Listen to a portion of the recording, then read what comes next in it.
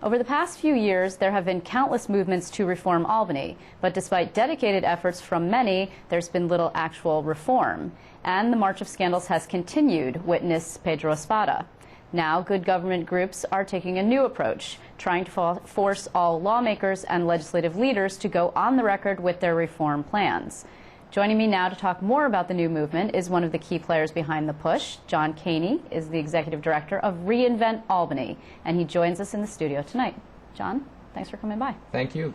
So give me the synopsis of what exactly it is you're trying to do. So Reinvent Albany is a new group that just launched today in conjunction with the public launch of Albany on the Record, which is our May 5th event in partnership with all of the traditional good government groups, NYPIRG, League of Women Voters, Common Cause, Citizens Union, Brennan Center, and a whole big roster of civic groups.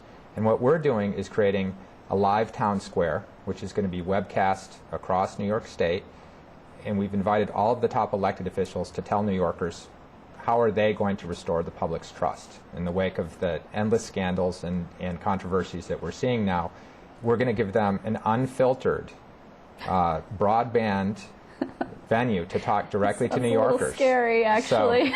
So we'll see what they have to say. So the idea here is in some ways, you're utilizing technology, which, as we've mentioned, you went through this list of good government groups, right? And I would ask you why we need one more, but it also sounds to me that you're trying to maybe bring in some younger people, some people who haven't been involved before, using technology, maybe social media, live streaming of town squares and that kind of thing. That's right. We're going to try to connect the enthusiastic Gov 2.0 or techno geeks, as they call themselves, or good Gov geek crowd with the traditional reformers up here and see if we can't energize the efforts to fix Albany, to improve state government for all New Yorkers. Why do you think those people haven't actually, to this point, been engaged? I mean, you saw a surge of people, particularly young people, being interested in the 2008 presidential election. I mean, Barack Obama managed to harness this energy and excitement, and then it sort of fell off a little bit in his organizing effort. And why that didn't translate down to the state level? Well, I think that state government in general across the whole United States is something that the public has a hard time getting enthused about. And it's not just New York, it's our neighbors, New Jersey and Connecticut. People like to complain a lot, but they don't tend to get energized and turn out and vote and participate and really, really work the system to change things. And maybe that's because state government seems distant, because state government provides funding. It doesn't provide services like towns and counties and cities do. So it's more abstract for people. There's also a generational divide where you have a lot of Obama voter types who have never really thought about all government. And you have one charismatic guy running for president that's pretty easy to understand and to get energized about. But then you look at the day in and day out of how state government works, it's not necessarily as exciting. And in fact, it can be really discouraging when you live in New York and all you see is scandals and you don't see a lot of substantive debate about how to fix the state's problems. So how does it help then? I mean, you're going to have this town square thing, and it sounds kind of cool, and there'll be a buzz, and it'll get some press, and then elected officials will come and say, like they usually do, I'm for transparency, and I'm for open government, and I'm for all of these things, and then blah, like falls off the radar screen. Well, we're going to try to do some stuff to make state government more easily understood by people who want to understand it. So that means doing things like demystifying the state budget. We're going to put up a website that shows how the state budget works in plain language. We're going to do some things like visualizations, charts and graphs and animations so that people can understand complex processes and budgets and have a much, much easier time of penetrating the fog and murk that is a lot of the business in Albany. And we think that that will lead to greater accountability and also bring in a new group of people.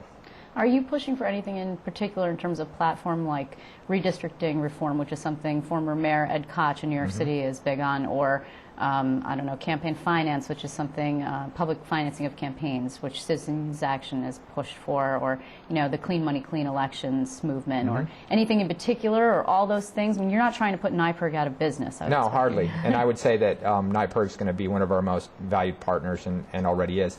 The difference between those folks and ourselves is that First, our nonprofit status is pending, so we can't directly lobby on anything at the moment.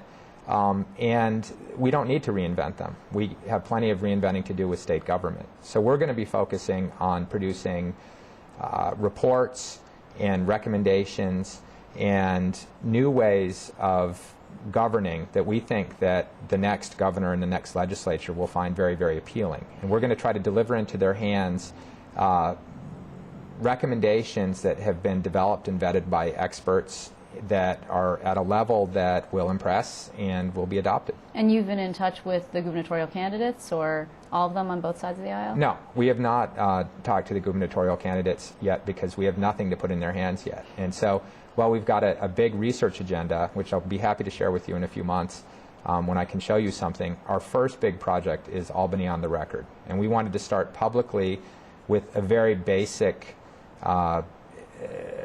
goal, which is to just get our elected leaders to tell us what they're going to do.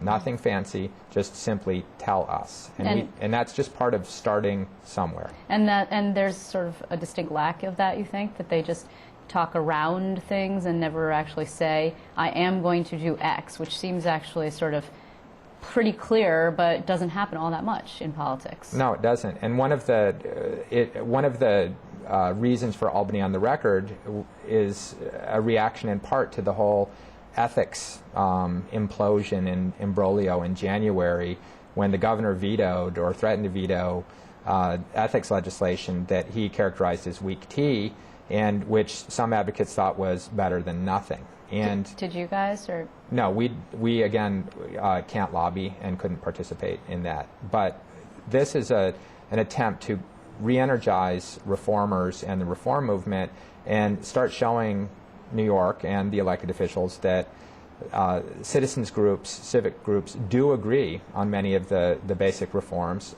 including the ones you mentioned, campaign finance, redistricting, tougher ethics rules, and legislative rule changes, and that there is a strong consensus. Now, you come from the environmental world, right? I do. I spent most of my career as an environmental advocate for Transportation Alternatives, which is a group that promotes sustainable transportation. And your group is funded by a donor who is also coming from that world. That's right. Our co-founder and main funder is Mark Gorton, who is a successful software entrepreneur, the founder of LimeWire, and also has a long track record of funding green causes and has his own successful nonprofit called Open Plans that helps develop software for people to plan their neighborhood or community.